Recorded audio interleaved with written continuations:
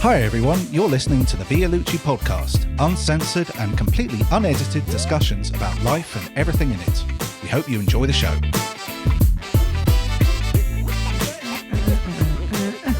Johnny! Great. Hi there. Back. I am back. Big John. And as I know, I will be back. And here I am. So You must be bursting to talk about movies. We haven't seen you for a while. Well, it's been a while. And I think, at the end of a pandemic, I think what we need is action. And that is what we're talking about did we tonight. see you before the pandemic? setup. When did we see you last? No, because we was at the Camden, weren't we? It was a while. we're at Camden. I'm trying to remember what we talked about. So that was after. Westerns? No. It was either Westerns or Fright Fest. Fright Fest, because you bought the items with you. Yeah, I bought It Okay. was with the Italians. That's it. So tonight, action movies might be a good time because with, of course, Bruce Willis retiring because of his sad brain condition. It might be A lot of people still don't know about that. What's he got? Do we know? Basically, what it is he's had, as time's gone on, this is actually verified by the production people who've worked with him, that actually, as he got on, he was having to rely on idiot cards and everything else. And at some point, Earpieces he as was well. he was even saying to people, "I know why you're here, but I don't know why I'm here." So not like a basically, dementia. it's a brain aneurysm that kind of is. It's a bit like dementia in a way, but it's something that has it's plagued him for a while, and then eventually it was announced on social media by his family, by his wife, and but in a way, although he's retired, I certainly think that if I was to include any action hero, I certainly think he, on the strength of the very first Die Hard, I think he would be that. It's really sad. That's sad. It is, because he's a proper legend. He's a proper legend. And anything to do with that sort of, if you just got old, but if you start losing the plot a little bit, that's got to be terrible. Do you know? Because you sort of forget everything that's. He was a man who was known. I always thought of him as being a very charming, charismatic actor, and he had a charm and a twinkle about him, and that was his star appeal. And it's a shame that his illness might dilute that a little bit. So has he gone? Has he finished? He's basically done and dusted. He's got several films which are waiting to be released, but ultimately there'll be nothing more. He won't be doing anything else. But what's interesting is he wasn't classified as an action hero when he did Die Hard. I mean, the interesting thing is okay, so if history had gone a different way, who do you think would have been the iconic action hero of all time? Based on, if you've sort of done your research, if you base it, there's somebody in the 80s. There's one star name, there's one superstar name that if he had actually played the characters in the original films. Right. Well, somebody that was going to kick off. So someone who was up for roles. He was up for roles, but basically through twist of fate and because of his own choices, who would you think would be an iconic action hero? From the 80s he would have been. No. 90s. And I'll give you a clue. Go on. If he did, he'd do it his way. Oh, come on. Really? Well, I okay, was going to say Frank Sinatra. Yeah. Okay, so this is how it goes. He was originally up for Dirty Harry and John McClane. So I'll explain a bit of history. In 1968, he did a film called The Detective, where he played a guy called Joe Leyland. The follow-up book is called Nothing Lasts Forever, in which Joe Leyland, who's a 60-year-old character, goes to see his daughter in Los Angeles when it's commandeered by terrorists. So in the first instance, he was originally going to play Harry Callahan, and it was going to be New York. The original title of the film was Dead Right. It was written by Harry and Rita Fink. It was Harry and Rita Fink. They'd done this script. He broke his hand and he had to step out. Hence, Clint Eastwood relocated the script after different things to thing. In the case of Nothing Lasts Forever, he had first refusal on any sequel. So who did? Frank Sinatra. Oh, okay. So basically, you were talking about Frank Sinatra. Yeah. So basically, what happened was he was. The option was if they're ever going to make a movie on Nothing Lasts Forever, he was going to have first refusal. He said basically, I'm too rich and too old, so he went out. I think he was about 70. Yeah, I was going to say, it can't have been him because surely he's too old for that. But that said, I think it works out well. Now, Die Hard had been turned down by God knows how many stars, and then it just so happened that Joel Silver happened to be on a plane with Bruce Willis's agent, Arnold Rifkin, and they basically based on it. It's quite a weird one because they actually paid him $5 million for the first film, and he was untried and untested. He had 2 films, Blind Date. Bruce Willis. Yeah. He'd had a modest hit with Blind Date, and then Sunset had failed. I saw the trailer the other day. It looks awful. It's a really dreadful. Is that before Wyatt Earp and Tom Mix? He did it around the same time as Blind Date, but believe me, I watched the trailer the other day, and believe me, I can understand why it failed. It was. He'd done no action films to that point. He'd done Moonlighting. Yeah. Was that an action film though? That's a TV series. Oh, yeah. So there was a 6-week window. He got the opportunity to make Die Hard, and then he had to go back and do the shooting. Oh. So the day after he got $5 million, every other actor's asking price went up to $5 million. Right. And that became the era of it. But also what you got to remember is Die Hard is actually a modestly budgeted film. The Fox people weren't sure about it. It was given a limited release in 1988. It's also significant is that it's a Christmas movie that was never released at Christmas. Because it was released in July 1988 in America, and it was. You think they would have been on top of that? And February 1989, although it gets classified as a thing. Is it Christmas or Thanksgiving? It's Christmas. Oh, I thought it was Thanksgiving. So they, and then of course the Christmas theme had happened. Although the later films, I mean, with a Vengeance and Good Day to Die Hard, and Die Hard 4.0 or Live Free or Die Hard, whichever it was, were not technically Christmas things. They were more set in that. So, but for me, it's one of my all-time favorite films because it was against the grain because I had a little expectation of it when it arrived because it was a TV series. It was a TV star. I thought TV stars don't make another big screen. When I saw it in 70mm at the Odeon West End, it was like, okay. And it starts out, and then you think, okay, but then it literally builds and builds and builds. What people seem to forget is they regard it as a great action movie, but the fact is for the first 20 minutes of the film, it's nothing more than exposition. Is that him and his wife? Him and his wife. He's going to the Nakatomi building to meet his wife. Except for the truck and the car arriving with Alexander Goodenough, there is no action. It's character development and slow build. Careful the banging. Slow to development and slow build. See, it's those 80s films. I mean, nowadays you'd have to start off with an action scene and then you'd have to... Big explosion. You'd have to have a little action scene and it would have to, every 10, 15 minutes, you had to have a shootout, a car chase. Yes, it was quite ballsy at the time. But also as well, what also made it was the fact that when Alan Rickman, spoiler alert, shoots Takagi, it is a deliberate plot point. And then, of course, there's several things. The way it is cleverly set up, because again, it's an interesting thing because every single element in that film, right from the get-go, sets up the film to something even more. The funny thing is John McTiernan said at one point in the thing, he said, "People do not fit into air vents." Right. And they said, and also as well, that they used a couple of. In the climactic thing, they actually used samples of music from a movie called Man on Fire, John Scott's music, and also Aliens. James Horner's music was sampled from Aliens. But for me, Alan Rickman, I mean, the way that, it's also the lines and it's also some incredible visual effects from Richard Edlund, the actual building blowing up, was shot on the Fox Plaza in America, which I actually visited back in 2013. You can actually stand on the walk and actually stand by it, but you can't go into the building. I mean, they're very strict on security. So if you are so much even near the building, take photos, they actually take exception to it. But it's such an iconic building in Century City. How long was the gap before the second film?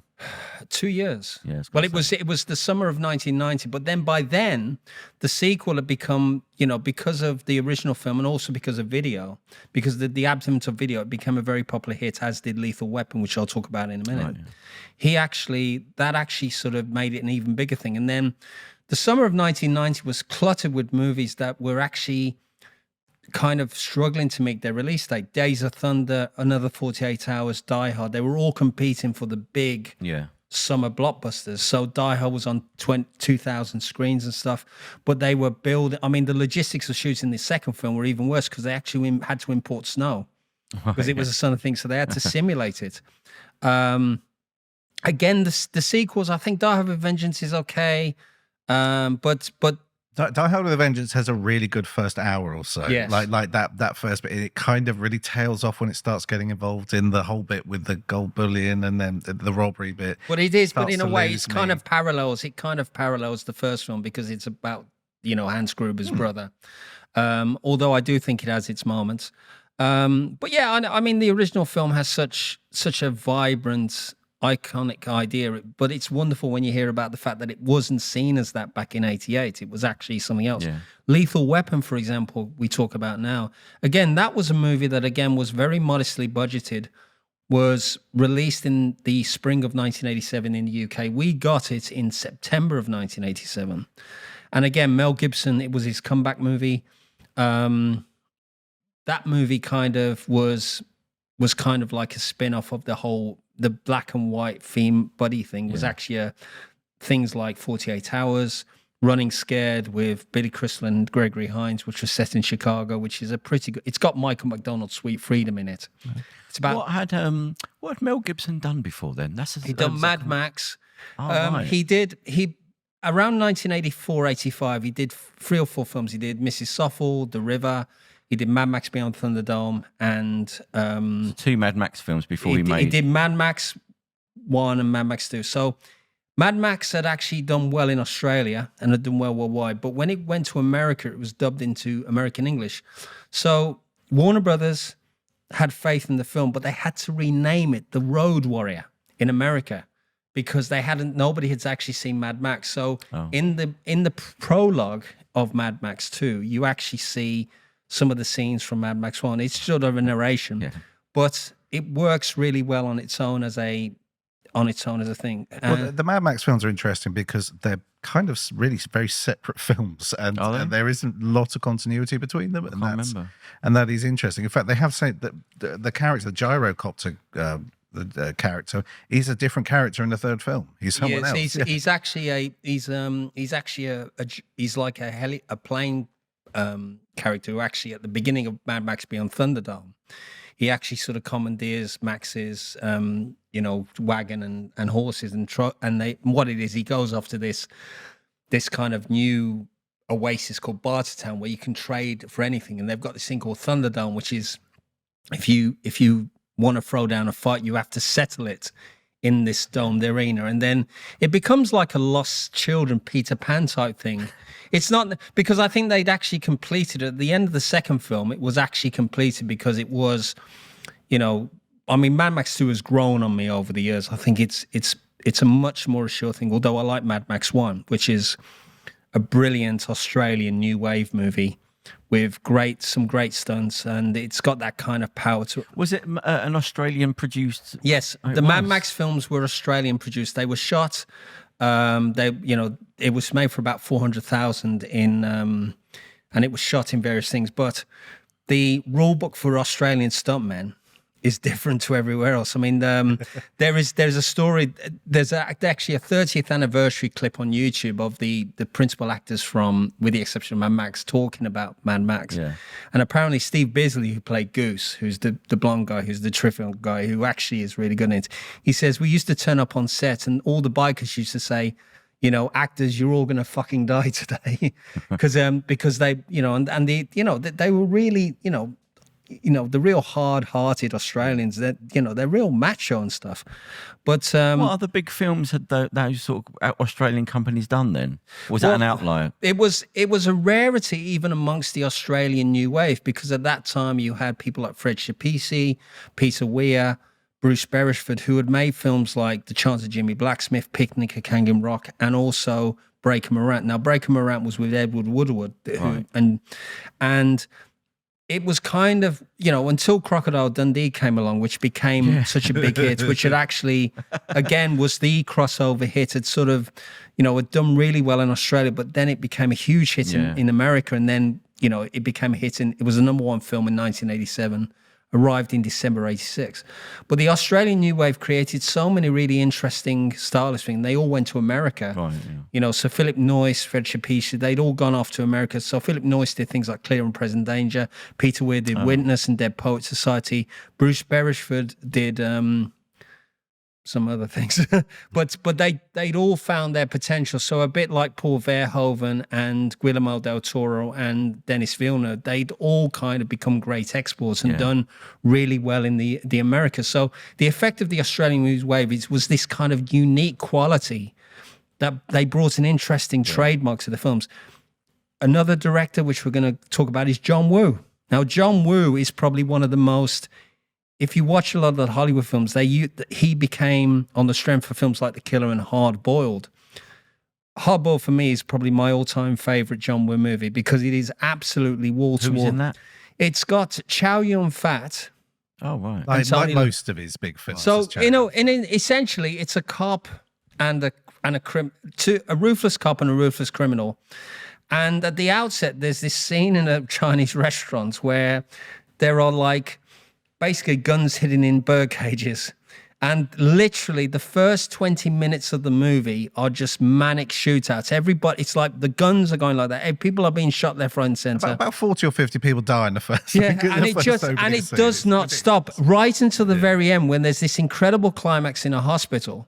And people, there's like explosions and there's like bombs underneath. If people get shot at point blank range in libraries and stuff. It's bananas. And there's that wonderful continuous shot as well. Yeah, they do when they get out the other. But he's also the king of the Mexican standoff. You know, you normally have like two people pointing their guns. So that was created in things like Tarantino. Also, he went off to do I think his first American film was a thing called it was Hard Target with Jean-Claude Van Damme. Yeah. And then he did Broken Arrow with John Travolta and Christian Slater, which again is the last 20 minutes on a Chinese shoot. There's like people, there's a helicopter sort of scoops alongside a thing and actually sort of kicks, use the ray to knock somebody off. There's the action, and Tom Cruise used him for Mission Impossible 2, which is such a contrast to the De Palma original. Yeah. But again, it just doesn't feel it's all guns and motorcycles. Has he done anything that isn't action? Like that? Is it just always he's the guy? He's got such a unique I suppose, signature on his films. And also as well, I doubt anybody would take him seriously. If he went off and did a romantic comedy, he would say, well, John Woo does a romantic. They say, what man? Is somebody going to get shot? Hasn't he done the Keanu Reeves shooting everybody in the face scenes? Is he that guy? No. What's the two films he did where his guns... Oh, there's Face Off he did. No, the recent Keanu Reeves. John Wicks. John Wicks. Is he John Wick? No, he didn't do that one. I thought he was the director on them. No. But he did... But that said, I'm trying to... You actually just triggered something else. I was trying to remember what you just... There was another movie I was talking about. Oh, Face Off. That was it. Yeah. Now, Face Off is an incredible... I would safely say next to Hard Boiled, it is probably it is just a glorified action movie where basically John Travolta is trying to pursue Nicolas Cage. John Travolta is the FBI agent. Nicolas Cage is the criminal. To try and he's basically trying to get in on his brother. So basically he gets Nicolas Cage's face. They swap faces. Yeah. Unfortunately, it's brilliant. Unfortunately, John Travolta has the face of Nicolas Cage. Yeah. And Nicolas Cage basically steals his identity and then ingratiates himself on Joan Allen and Dominic Swain. The first 20 minutes of the movie are actually a movie in itself because it's a trace on a plane crash, and there's a wonderful take, like there's lots of these Humvees chasing this vehicle, and they bring the thing off, and then it literally sort of hits into a like an aircraft hangar, and there's like explosions. It's just there's gunshots, and it ends with this terrific boat chase where everybody's literally. It ends in the speedboat chase. It is it is the most gloriously stupid film, and it is wonderful. It is so much fun. Yeah, but the actual thing for the gloriously silly and stupid action film of all time, which is actually as intelligent as it can be, it has to be Con Air. It's the only film I haven't seen. So I'm not a fan of. Is it Nicolas Cage? Yeah. Okay, so in a nutshell, Too much overacting. Nicolas Cage is Cameron Poe, who basically comes home from... He's a convict. He comes home from as being a ranger, and he goes to see his wife, played by Rachel Potter, and they've got a kid, and the kid's not been born yet, and he gets into an altercation with a couple of guys, killing one of them, and ends up in prison. Oh, right. So he sort of comes out early, and he hitches a ride on a plane of other convicts who are actually on their way to a new state penitentiary. Yeah. So this plane is... he's special forces. He's like everything. So they're hitching a ride. This is how it's wonderfully silly, but it's just great because it's just so wonderfully entertaining, and you just forgive all the things because I couldn't really take Jerry Bruckheimer stuff seriously after this. So the plane's on its way, and then somebody one of the convicts, like Dave Chappelle, decides to set fire to the Indian on there, and they take over the plane. So John Malkovich, who plays Cyrus the Virus, and Ving Rhames plays Diamond Dog, who is, and of course they take it over. And Nicolas Cage, they're not aware that he's actually a parolee who just wants to go and see his wife. So... So who's the enemy? Who's taking over the plane for what reason? John Malkovich just basically takes over the plane. For what reason? Because they want to take over the plane. To escape. It's like a Supermax thing, and these are all it's supposed to be the most dangerous criminals in America. Okay, so they're trying to escape. Them. Okay. They're all sort of lifers or on death row. So, yeah. But what's incredible about this movie, it has an incredible moment, another spoiler alert, they have Dave Chappelle sort of is trying to hitch a ride, and he gets caught in the wheels. This isn't the comedian Dave Chappelle. It is, yeah. It is comedian Dave Chappelle. He's in this, 1997. Yeah. So young. He must have been young. Yeah. Okay, so basically, Nicolas Cage, they're sort of concerned that the wheels aren't really lifting off, and they're trying to get up. Yeah. So they go down to the hole, and Dave Chappelle is actually wrapped around the wheel. So of course, Nicolas Cage decides to write down a message to Vince Larkin, who's played by John Cusack. He's the CIA agent who's in charge of it. It was his plane. So Nicolas Cage pushes the body out, and the body falls thousands of feet to the ground and actually hits and sort of destroys a car down the end. And they say, and they make on Vince Larkin. This is because Cyrus goes, "There's a body here." He goes, "What's that going to do with me? It's got your name on it." Stuff. And the film ends with this bloody wild-eyed climax in Las Vegas, where they go down and there's shootings left, right. But my favorite bit is Nicolas Cage he's bought a bunny for his kid, and at one point, John Malkovich, who's found out, this is all, forgive me if it's spoilers, but he finds out that John Malkovich finds out that Nicolas Cage is the thing, and he holds up the bunny. He says, "Shut up, Lord, the bunny gets it." The other wild great performance is they've also got Steve Buscemi as a serial killer and a paedophile. Yes. But he has one. But he has one of the. There's a sequence where they're dancing to Lynyrd Skynyrd.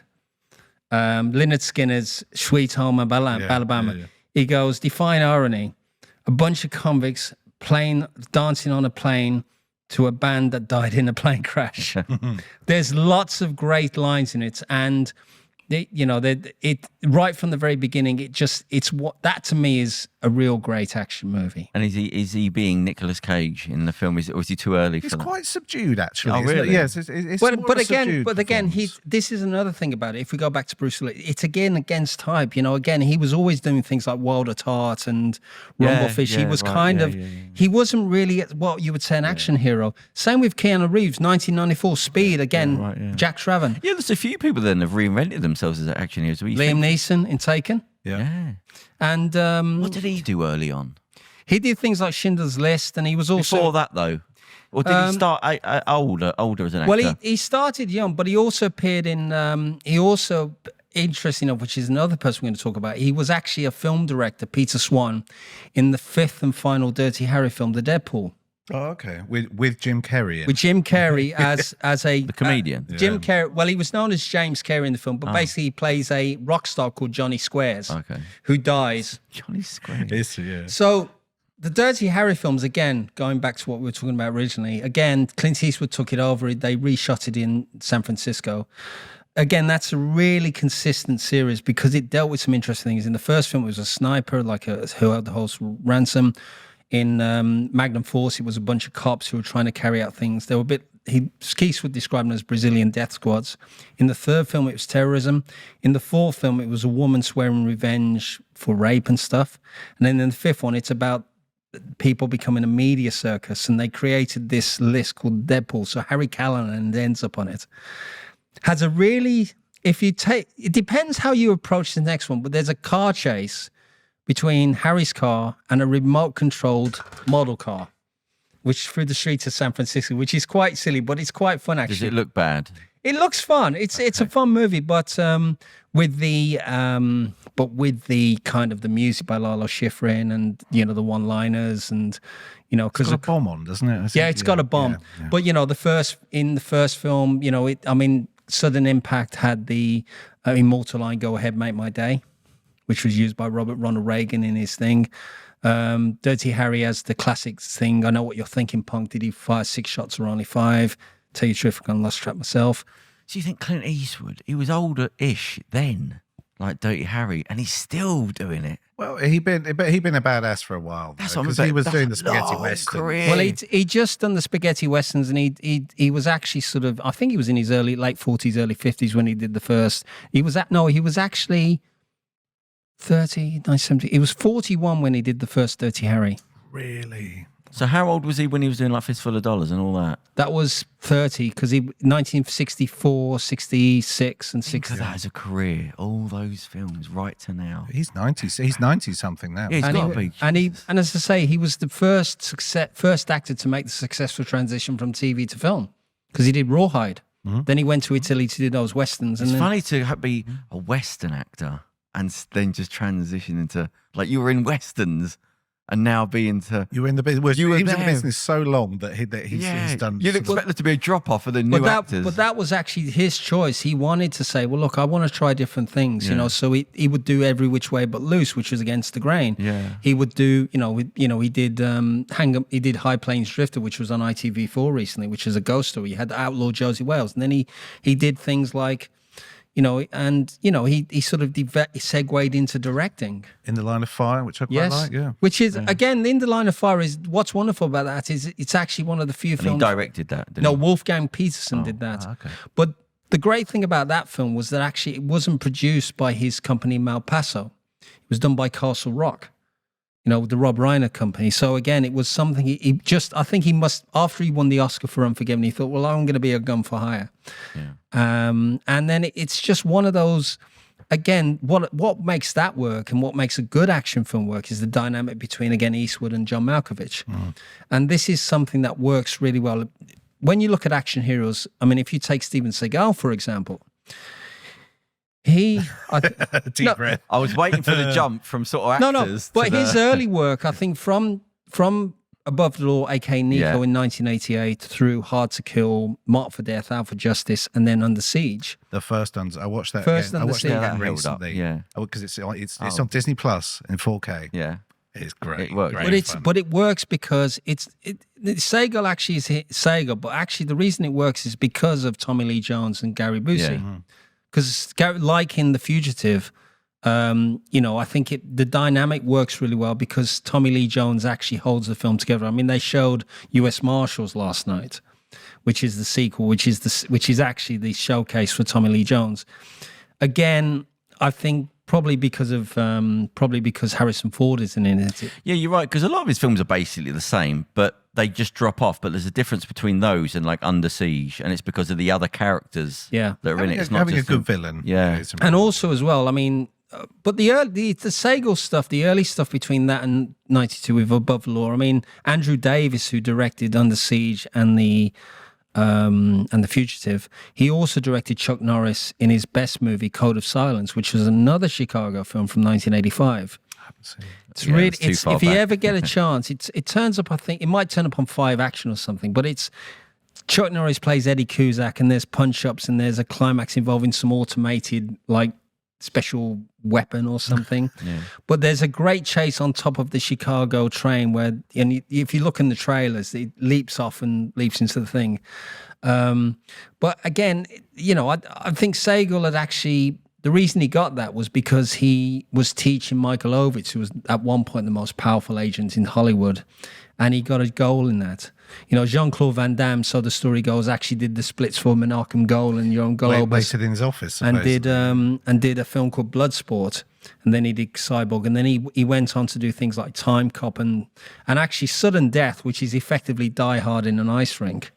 yes. Which is he's a fire marshal. He's a fire marshal. Basically, he's a fire marshal who basically sort of is out of the service because he suffocated a kid, and now he's working as security at an ice rink. And then Powers Booth, who basically wants to sort of, after each quarter, decides he's going to shoot some senator and the guests there. But it's quite fun actually. I mean, it's a Peter Hyams film. We do like Outland and Capricorn One, but it's fun. But again, it's variations on the theme. That's the thing, that a lot of these movies were variations on Die Hard. So that's before we get to the big ones, the Schwarzenegger, the Stallones. This is when action movies come into Technicolor. Yeah, it's almost cartoon. They're the first Marvel's characters, really, just over the top. Rambo. But there was a one-upmanship in the 1980s between Stallone and Schwarzenegger because Schwarzenegger claimed that he was his body.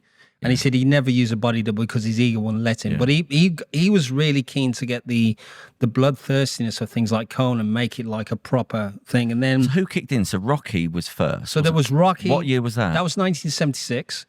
And Schwarzenegger came in with Conan about 77? 82. Oh, that late. Yeah. But around the same time, I mean, Stallone actually, broke out away from from Rocky with First Blood, which was the very first film. And what year was that? 1982. Oh, it's the same year as Conan. Okay. So again, Stallone described that as a home movie. It's based on a novel by David Morrell. And the book is a lot more bloodthirsty. And in the original book, he dies. Yeah. So basically, Kirk Douglas, so the story goes in The Ragman's Son, he actually wanted to kill off Stallone in the very first film because he believed that Troutman, who's the character that ended up being played by Richard Crenna, he created a monster, and he wanted to create this thing because ultimately trained it. But in the case of the second film, he was trying to rewrite history. So Stallone openly admitted, could Rambo live through all that? But he said, no, we're trying to make a point. So the politics of the film was Stallone's. And then James Cameron, who actually got that gig as a writing gig primarily. Which one? Rambo First Blood Part 2. He got that because they couldn't start The Terminator. Because he originally... So the story goes, James Cameron wanted to start The Terminator in 1983-84, but Arnold Schwarzenegger had a commitment to do Conan the Destroyer. So they did that, and then...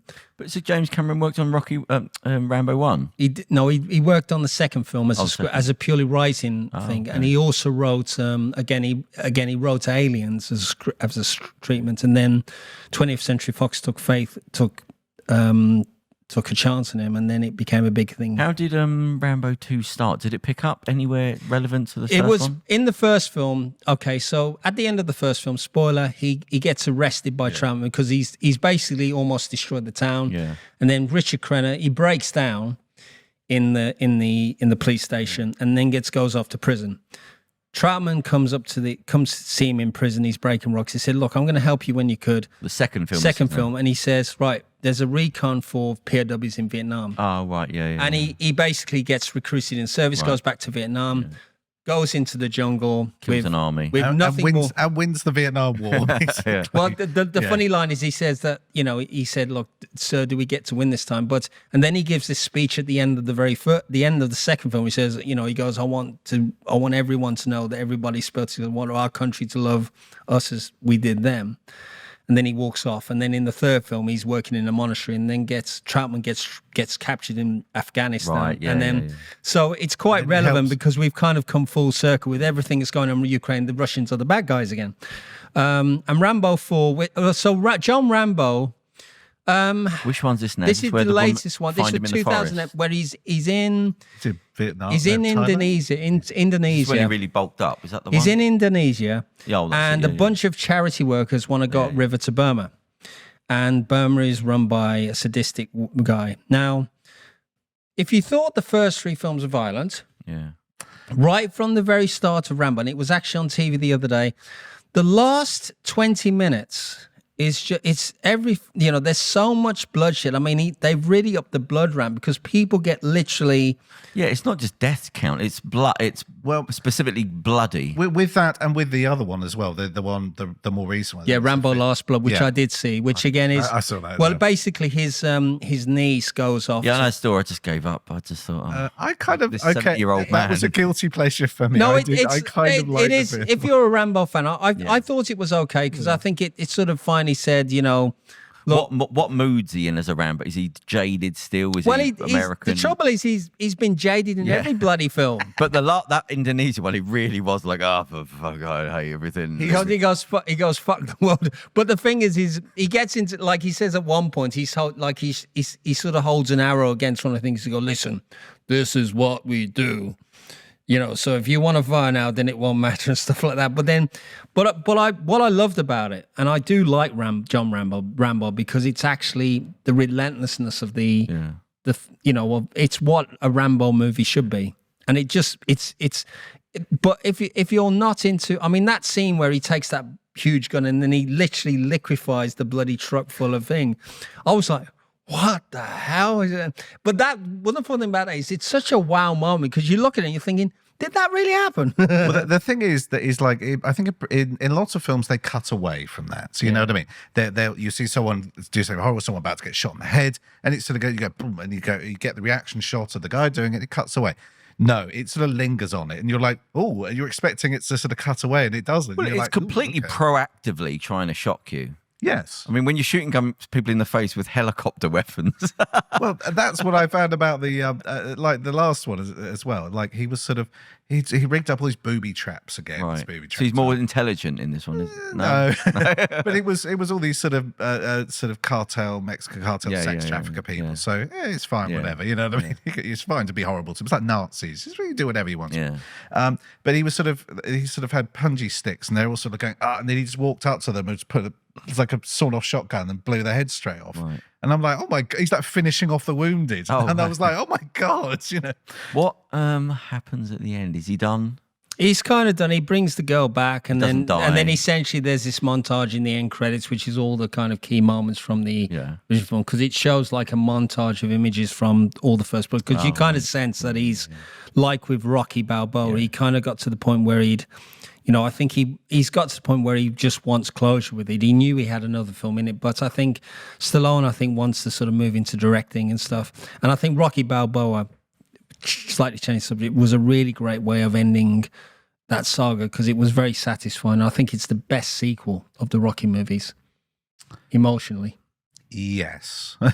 Yeah. Although I do kind of love 4, but well, I've actually seen. Well, I've actually seen the Rocky v Drago cut. Oh yeah, yes. I think we talked about that. Yeah. So I actually saw it. So they said there was 45 minutes of added footage. It's not that. What they've done is they've recut it. So the new cut, the new cut actually basically opens with Rocky and Apollo talking in the gym after he loses to Clubber Lang. Okay. So that's the start-off point. Then it goes in. So there's a few. So there is new footage. There is new footage, but it's not the 45 minutes that everybody was talking about. Yeah, I thought you had to have 45 minutes of new footage. Well, what he did was just re-editing. He did a recuts because he wanted to make it more like Rocky Balboa, and actually, it's a much more satisfying cut because it doesn't focus so much on. Although in the original cut of Rocky IV there was montages, and it still has that. Yeah. But it's much more assured. I think there was a lot more in that. Which I liked. I mean, the actual Godfather coda, the death of Michael Corleone, actually is a better cut than Godfather Part 3. But I've had people say to me, I tend to agree because I have it on Blu-ray. I haven't watched it yet, unfortunately. But it starts off, the opening sequence in that is actually with Michael talking to the Pope. Okay. It starts with that. But there's also some interesting subtle cuts which Coppola has made, and it's slightly shorter. It works better. But I think the problem is people who, when we speak, they say, well, because Godfather 3 was such a disappointment, they kind of feel it's sacrilegious to think that this sequence. But to go back to the Rocky 4, so is it worth it? Is there enough there to see it? It's the same movie, but... I know Drago's got a bit more speaking. it's the same movie, but I think it works. The cut is a bit more assured, and it's. Is there anything they cut out? They've they've re-edited it, right, okay. But for me, it's actually been cut similarly to Rocky Balboa. It's not as. I hear that it's a lot of you get the idea that Drago's been held down. He's part of. He's not evil. It's actually he's more humanized in the film, but again, it's you'll notice, because if you've seen the film lots of times like we have, you'll notice whether like when I watched it at the Prince Charles, because they had a half-hour Q&A afterwards where Stallone was interviewed in a special extra. Oh, really? Yeah. But it just works so much. I think it works so much better as a cut. Yeah. And a bit more dimensional than just 80s blam, blam, blam. But I like the kitsch fact. That's what I was hoping they didn't cut that out. Because it is kitsch and it's silly. And they've left the James Brown in. That's fine in there. I mean, it still has the kind of, it still has. I always felt an affinity for Drago when that was going on, when he's in the crowd looking around, because I was in the cinema going, a coked up James. I was sort of looking around going, what's going on here as well? But also the montages are changed slightly. They're actually done in black and white. Oh, really? So they've changed certain imagery. What does that get? Black and white? Yeah. What does that do to it? Yeah, but I'm just thinking, does that work? No, it's no easy way out. Oh, okay. Get it right. They still have the Hearts on Fire thing as well, which is great. But no. Did the don't spot? Was the ending much different? It's probably that. I think it's because it just does a speech, doesn't it? It's a much better, more assured thing. I think they still keep the essence of what the original film was, but the way it's been edited is a much more satisfying experience. What's Stallone up to now? Stallone, God save there's no Expendables coming out anymore. No, I mean he's done all that. I think he's kind of he's in some new kind of gangster series in America on Paramount Plus. Okay. I'm trying to remember what it is. TV show. It's a TV show. So he's kind of been quite pleased because he's got the first opportunity to play, because he's always wanted to play a gangster. Is he? Oh, I was going to say, is he? It's something like, I think it's the usual thing. It's a gangster trying to reform, and then it doesn't pulled quite back in. Gets pulled back in. But it's gonna, it's part of this showcase for Paramount Plus and stuff. Yeah, well, they've got to have something on it, don't they? Yeah. There's a lot of content being made. If you think now all the channels, Netflix and Disney Plus, just vacuuming out content. Yeah, I've lost track of who's going where and doing what. That's the thing, because Paramount Plus has just released in this country, I think, a couple of weeks ago. Yeah, it's on Amazon Prime. Right, but yes, but honestly, I was having a look at it and I thought, well, maybe I'll give it a go, but then I just don't have the time. Yeah, I just don't have the time for another. Well, it's the thing is, sometimes you when you look at what they've got on Netflix. I mean, I've got Netflix and Disney Plus. It's just, for me, I look at the recently added section of Disney Plus, and a new movie comes out. I mean, there's a prison movie with Robert Redford and James Gandolfini just appeared called The Last Castle, which is about a guy who's, I think Redford's a guy a bit like Lockup, the Stallone. So this is an older film. This is an older film from 1998, I think it is, 97, somewhere around that time, and it's a bit like the same territory Redford used in Brubaker, but it's he was getting quite old for it now, and as I say, I think he's just retired. He did his last film, The Old Man and the Gun, which is kind of a gentle thing, but it's not really a great one of Redford's best. What's Schwarzenegger up to now then? Well, I think he's doing the Arnold Sports thing in Birmingham. I think that's the next thing. Exhibitions. There's a thing called Arnold Sports, which is I suppose it's a sporting contest or something. But I've seen the adverts on. He's got the exhibitions, but movie-wise. So what happened after the zombie film? Has he done anything since then? I don't think he's done anything since. He's been. I think he's not doing any directing. I know that. No. I don't think he's. I think he's kind of. I think he's promoting this Arnold Sports, but I think he's not got the same kind of. He's not got the same kind of pull as he used to. I think his big era was 30 years ago with Terminator 2. And has he done anything since Maggie? Or was that the last one? because it's quite easy for him to do. I think, he sort of was starting to. He did a few He did a thing called The Last Stand. That was, I remember that one. Yeah. And then he had that kind of thing in it was like Expendables or Expendables 2, where him and Bruce Willis turned up. Well, that's what they get to that age and they just start popping up in places, don't they? I wonder if Bruce Willis will end up doing some little. Unfortunately, you think he'll just cold cut out? I think the problem is although he is a known name, I mean, it's a bit like Val Kilmer in Top Gun Maverick. That to me, when I saw him in that, because I saw the documentary which he was based. Is that the new one? That's the new one, and he has just a brief cameo, but he's, because of his throat operation, he's a pale shadow of the character. Kilmer. What's happened to his throat? Well, he's had cancer. Oh, right. So unfortunately, he's had a tracheotomy. Tracheotomy, and essentially they did a documentary in which he talks about his memories. It's called Val, and his narration is actually done by his son, who sounds exactly like Val Kilmer. Okay. The understanding that I had was that apparently they were going to try and redub his voice so that they could make, like, there was some kind of technology that they could use to sort of record a voice. Yeah, but they used to be doing that with the new Obi-Wan show. Like, that isn't James Earl Jones. I think they used a bit of computer trickery with that. But the thing is I think it's a wise decision that actually, I mean, it's kind of like the veterans. I mean, he sort of doesn't last very long in Top Gun Maverick, but he wisely, I think what's nice is that they didn't do that. I think the fact that it's common knowledge that he is the way he is, and he speaks, he's talking like this, and he's writing things down, and there's a wonderful poignant moment where he does it. But it doesn't detract from the fact that Top Gun Maverick for me is one of the best experiences I've had in the cinema. Really? It's it's better than it's in terms of what story-line? It's better than the original. Yeah. I think it's a great action movie. I mean, the actual visual plane sequences surpass the original film. Who's the director? It's Joseph Kosinski, who did Oblivion and also Tron Legacy. Oh, okay. Is that the Tom Cruise film? Tom Cruise film, Oblivion. And what Legacy? Tron Legacy, which was a sequel to Tron. You know the film with Jeff Bridges, the computer Quite thing? a gap in between. Anything else he's done? I think those were the only two. Okay. But he did. But it's fantastic because it's really great in the IMAX. I mean, right from the get-go when they play the iconic Harold Faltermeyer Top Gun theme, and then it segues into Danger Zone.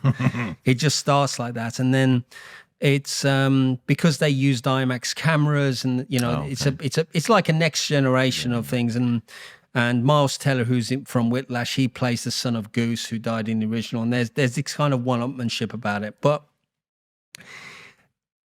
I wasn't a great fan of Top Gun, the original film, because I felt it was too much like very bromance, very sentimental.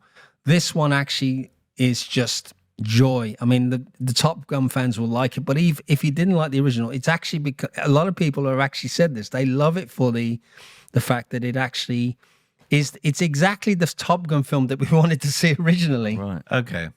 What's happened to, I've forgotten his name now, the wrestler with the plastic surgery? What's his name? Mickey Rourke? Yeah, what's he done recently? Not much. I thought he was coming back. He was well, the wrestler was his comeback. Was he in Spider-Man as well? He was in Iron Man. Iron Man 2. Iron Man, that was it. Yes. And then and I thought, this is it, he's coming back again. I mean, he did, I think after the original one. I mean, he was one of those key iconic actors of the 80s, but he kind of did missteps. I mean, he did a thing called Barfly, and then he decided he wanted to be a boxer and got beaten up and stuff. What was it? Odd career choice. I'm a multi-millionaire. I'm going to go and get punched in the face. And then I think he went through a rough period where I think at one point he was sleeping in somebody's car, and I think it might have been somebody like Stallone or somebody who decided to put him in. He got sort of an opportunity to appear in a movie with somebody like Stallone or somebody, or Mel Gibson. I think they gave him a break, and then that became the start-off point. Was he in the Expendables at all?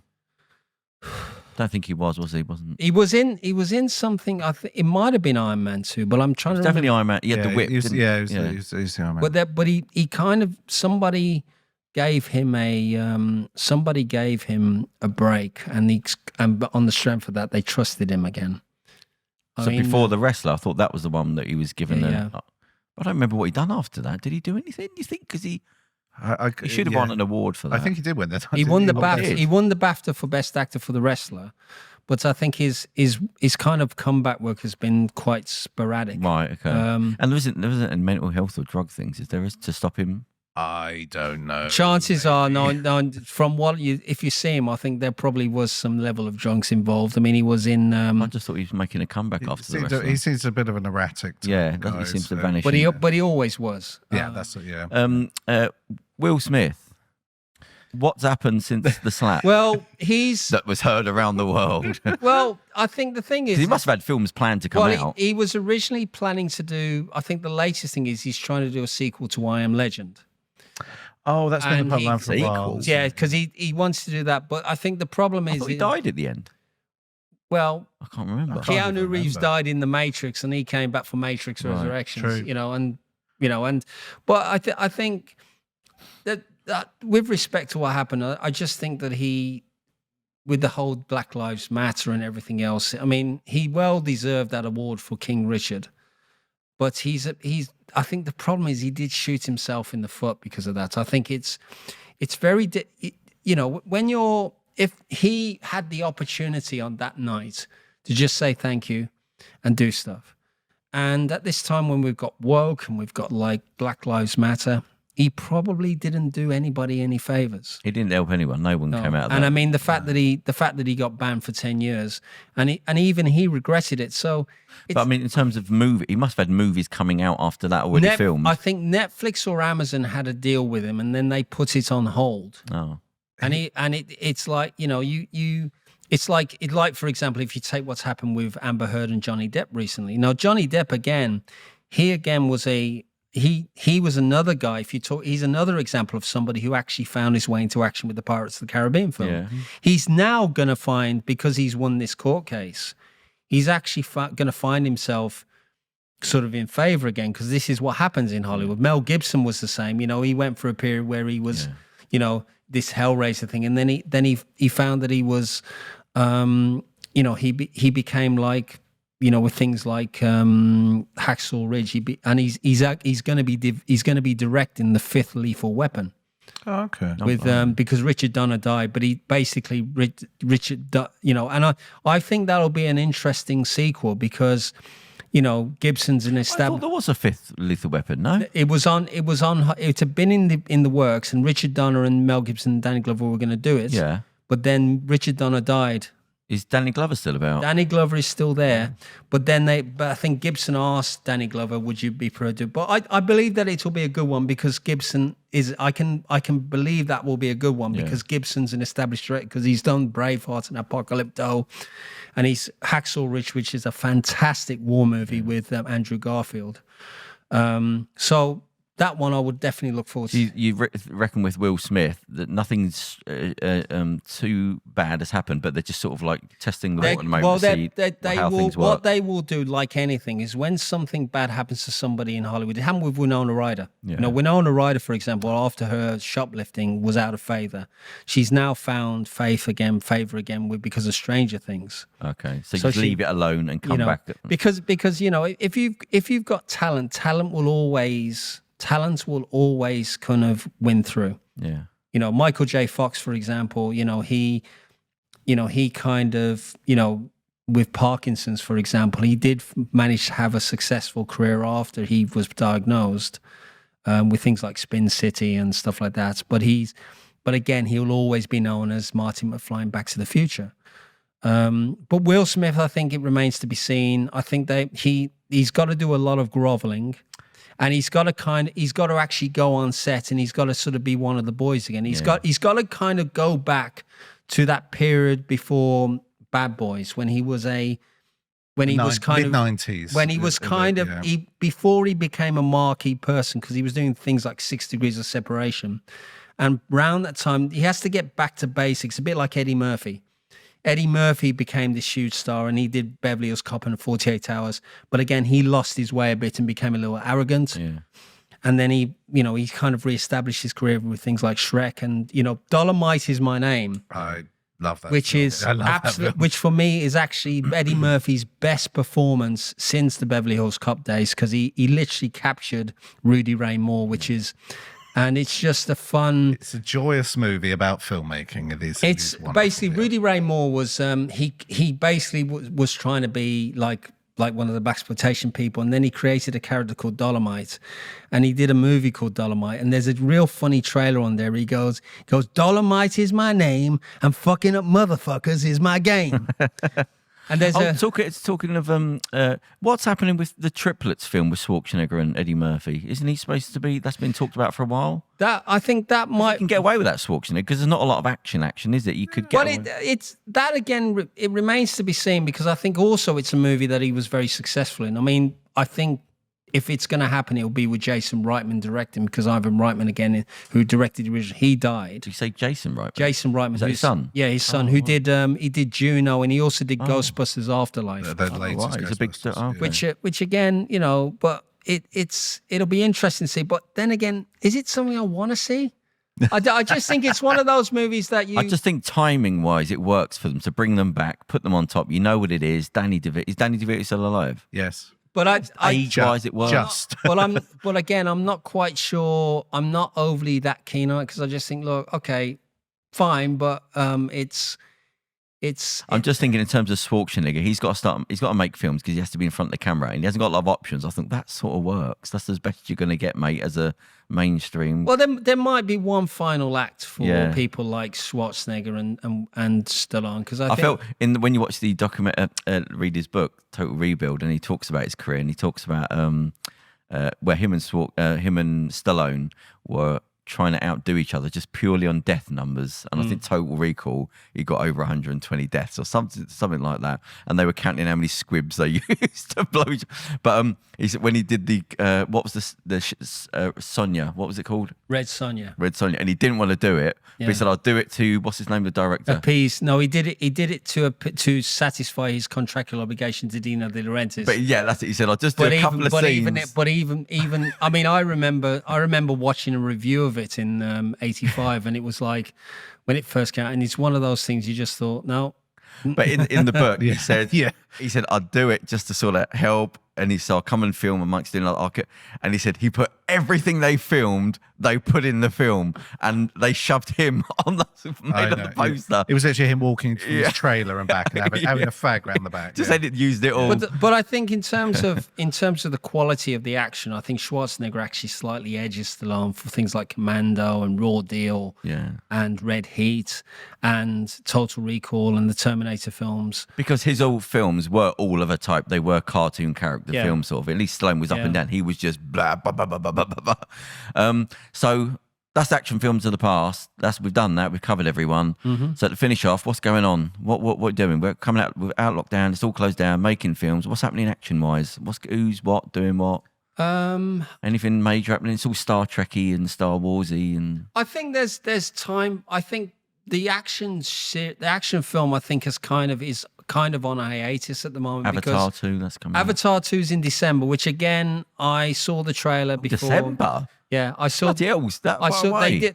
I saw the teaser, but again, I'm not that enamored with Avatar. I think it's I think it's great. Technically, it's great, but it didn't really do it for me.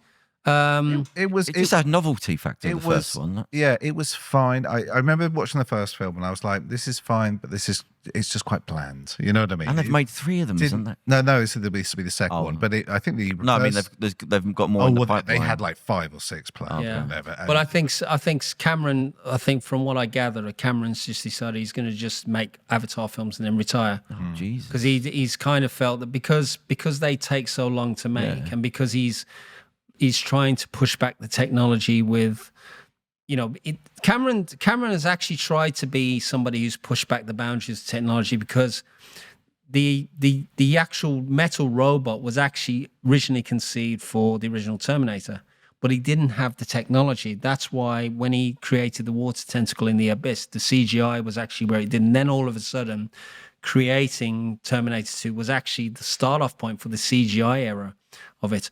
But the wonderful thing about that is that there are real subtle moments. I mean, but you also have to have moments of realism to punctuate the CGI.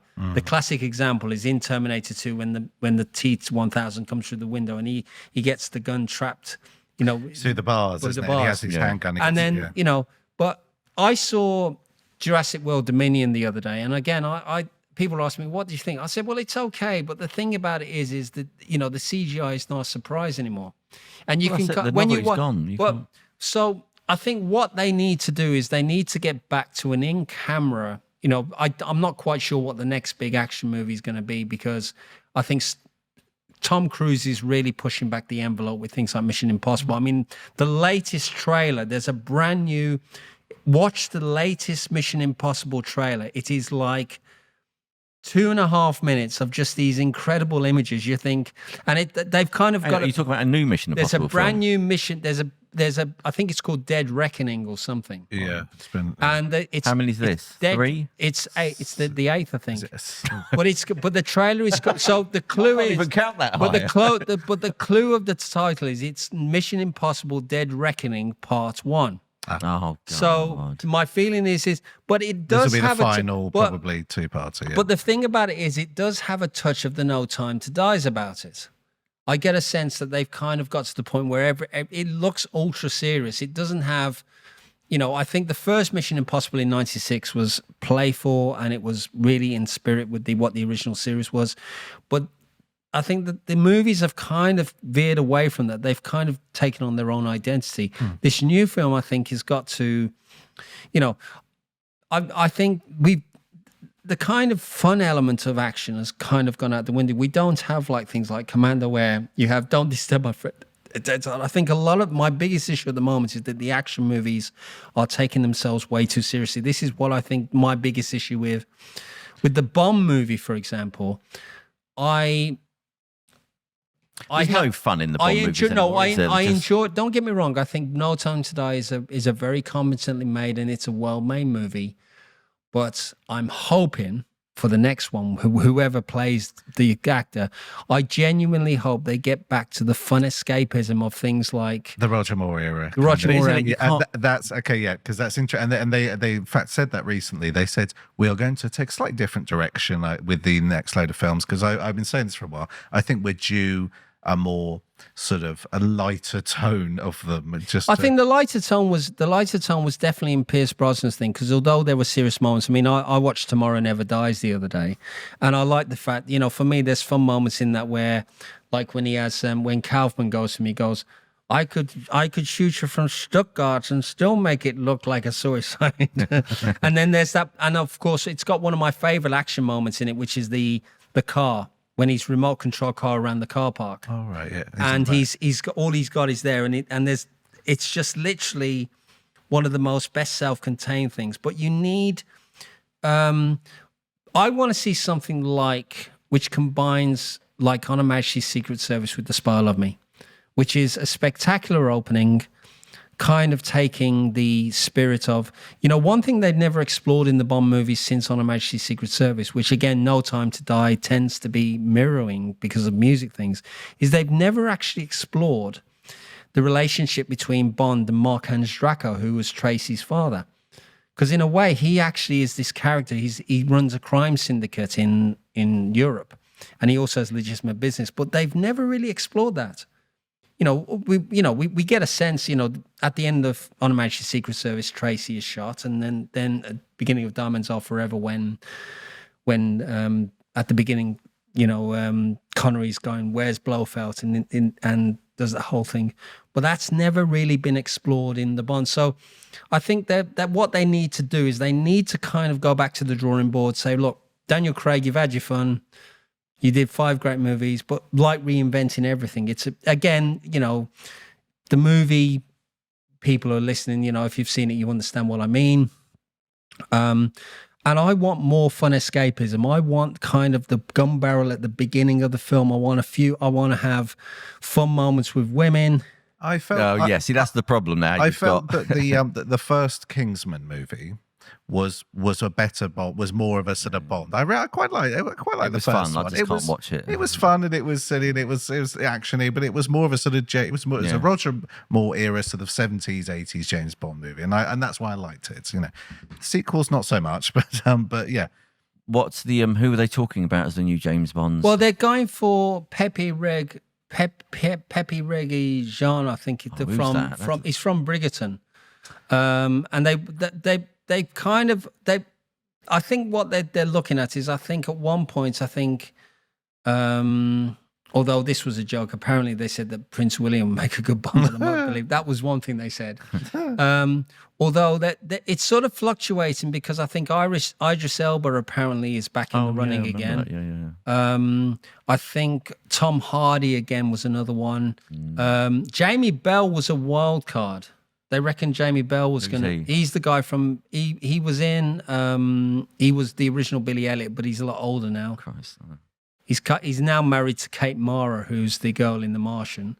Who would you have as James Bond if they're listening? I would probably... Are you going to go young, or are you going to go mature? You've got to go youngish. I think... You've got to build the brand again. I think if... Provided, but I think he's up with The Witcher. I think Henry Cavill, for me, it has to be somebody. It has to be somebody who, they might decide they want to go with a total unknown, like Connery did. I think that to me is what's going to happen. I think what they will do is they'll pick a name actor who is kind of on stage and screen, who's comfortable in the actual. I think James Norton was the other one. He was James Norton, who was in. He did I think he did a John le Carre thing recently on TV. Okay. And he actually was doing a bit like Daniel Craig and stuff like that. So I think they might decide that they might want to go for somebody who's sort of in the independent zone. That might be a totally. I think they need that now. They need to just take a chance. And but I think that's what happened. I think when Connery was announced, I mean, it was the reason why he got the part was that I think it was actually Cubby Broccoli's wife Dana who saw him in Darby O'Gill and the Little People back in the day before he saw the film. Goodness gracious. and then he said, "What do you think of Connery?" And they said, "But that was it." I mean, the studio didn't want him. Again, with George Lazenby, for example, he actually was aggressively going after it. And then apparently Peter Hunt, or if you watch Everything or Nothing, George Lazenby, he went in there and he got the same suit and he bluffed his way into the offices of Broccoli and Saltzman. And then he sort of bluffed and said like that. And then Peter Hunt saw the legend he goes to me, he said, "Look, be honest with me, what have you done?" He goes, "Well, I'm actually not an actor." He goes, "You've just convinced the two most ruthless people in the world that you can be Bond. You're an actor, man." And they didn't. What's happened with your website? The website's up. You got your website up? It's up, yeah. Whatmovie.co.uk is up. Whatmovie.co.uk. Yeah, and what are you doing on there? Well, there's a few reviews on there at the moment. Some of the podcasts we've done are on there. Yeah. The other thing as well, which I've also got, is the John Higgins Film Review official YouTube channel. Okay. Which I interview filmmakers. I've just done... Is that linked to the website? Is it on there? It's on there, but it's also on YouTube. Yeah.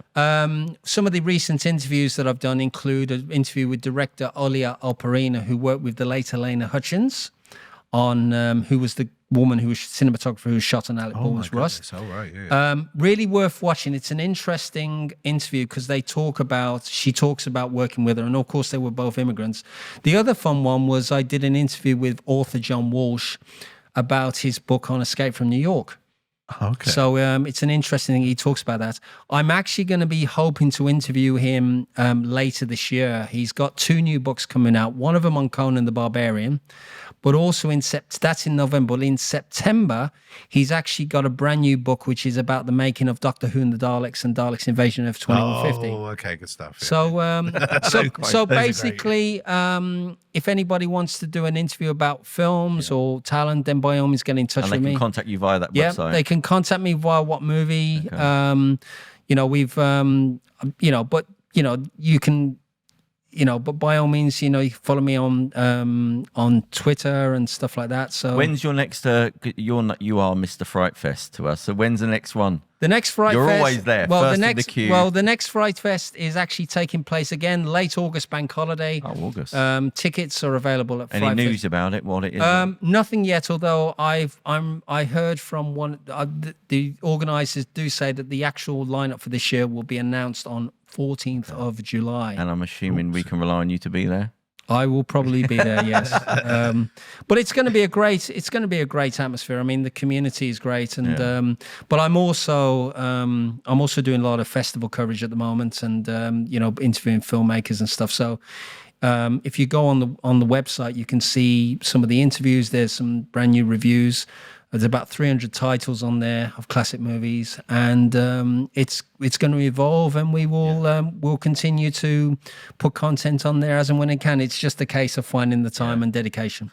And also, obviously, we'll have you back on the show now that things are moving again. What are you thinking? What are we thinking? We never did the Westerns, did we? We did the Westerns. We did Westerns. You did the Westerns. That was the last show that we did. I think maybe. Have we done? When did Fright Fest? Because we got into an esoteric conversation about what is a Western, basically. Yeah. I remember that one. When was Fright Fest then? Fright Fest was Halloween. No, we did. No, we did a Halloween special, and then I came back. Was it? No, it was done after the last event, because I actually, it was 20 last year actually. It was last September. We must have done two episodes. We did actual one, which was the Fright Fest Halloween special. Yeah. Oh, Halloween special. That was a different time. Right, yeah. Okay. And then I came back and did a special on Fright Fest. What so what we thinking? What do you reckon, Charles? What we got? Do we do a Muppet special, Muppet movie special or something? I'll have to watch the. Well, actually, I did. Funny enough, I did. What the Muppet movie is on Disney Plus, and it has the fork in the road moment. Yeah, that's the fork in the road. That's fun. That's what I mean by going back to fun. I'm trying to debate what we could do next. I mean, what was have we done comedies? No. Comedies. Let's do one on comedies, because I think there's. I think we could do one on comedies, and maybe unknown comedy, maybe older comedies. Well, because there aren't any new comedies much. Well, really. we could There's talk. no fun anymore. Well, there's things. I mean, I certainly think there's more than enough great comedies that we've seen over the years. I mean, I love everything from the Marx Brothers to. I mean, one of the John ones. Candy, get him in there. Well, I think Splash. I think Blazing Saddles. Animal House. Well, Blazing Saddles, we have to be a bit careful about that one. It's great. But we actually did touch on Blazing Saddles in the Westerns, but I don't think we talked about comedy. So Gentlemen, we must protect our phony baloney jobs. Yeah, and as you said, the world needs more humour, so maybe we'll do the comedy. I like this. I like the bit in Young Frankenstein where he goes. And we'll end on this. Where Gene Wilder says, he goes, "Pardon me, boy, is this the Transylvania station?" And the kid goes, "Yeah, Trans 29. Or can I give you a shine?" And then, of course, there's that wonderful moment where, with the wall, the false wall, and he picks up the thing, he goes, "Put the candle back." No, he's dead. Gene Hackman. No, Gene, what's his name? Gene Wilder's dead. He's dead. When did he die? Died about 10 years ago. Did he die before Richard Pryor? Yeah, he must have. Yeah. Richard Pryor died before. Richard Pryor died in the 90s because he, again, he was, let's just say he liked his drugs. He had problems, he had a lot of problems. Okay, well then I think we're going to lead the charge and bring back comedy to the world. Okay. Humour. So that's the show, John. Thank you very much. You're welcome. See you. Thank you. Bye, everyone. And thank you Cheers. very much. Cheers. Here's your story, let's begin. The water's fine, come on, dive in. The future's here, it's right before your eyes. Step by step, you're on your way. You're welcome to a brighter day. Don't you know it feels good to be alive? You could be larger